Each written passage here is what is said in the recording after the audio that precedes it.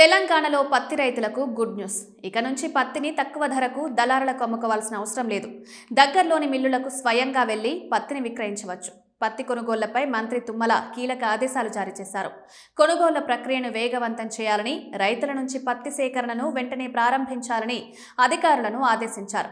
తమ కార్యాలయంలో జరిగిన పత్తి కొనుగోళ్లపై జరిగిన ఉన్నత స్థాయి సమీక్షలో ఈ ఆదేశాలు జారీ చేశారు.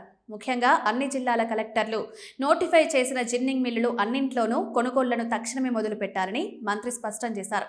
ఈ సందర్భంగా రాష్ట్రంలో పత్తి కొనుగోళ్ల పురోగతిని అధికారులను అడిగి మంత్రి తెలుసుకున్నారు. మంగళవారం వరకు రాష్ట్ర వ్యాప్తంగా కేవలం 1.32 లక్షల మంది రైతుల నుంచి 2.35 లక్షల టన్నుల పత్తి సేకరణ మాత్రమే జరిగిందని అధికారులు మంత్రికి నివేదించారు. ఈ సేకరణ వేగం సంతృప్తికరంగా లేదని పేర్కొన్న మంత్రి ప్రతి కొనుగోలు కేంద్రంలోనూ నోటిఫై చేసిన మిల్లుల్లోనూ పత్తి కొనుగోలు చురుగ్గా జరిగేలా చూడాలని సీసీఐ అధికారులను, మిల్లర్ల సంఘం ప్రతినిధులను ఆదేశించారు. నాణ్యతా ప్రమాణాల పేరుతో రైతులను ఇబ్బంది పెట్టకుండా కేంద్రం నిర్ణయించిన మద్దతు ధర రైతులకు అందేలా చర్యలు తీసుకోవాలని సూచించారు. మార్కెట్ యార్డుల్లో రైతులకు అవసరమైన సౌకర్యాలు, గన్నీ బ్యాగులు, తేమ కొలిచే యంత్రాలు అందుబాటులో ఉండేలా పర్యవేక్షించాలని కలెక్టర్లను ఆదేశించారు.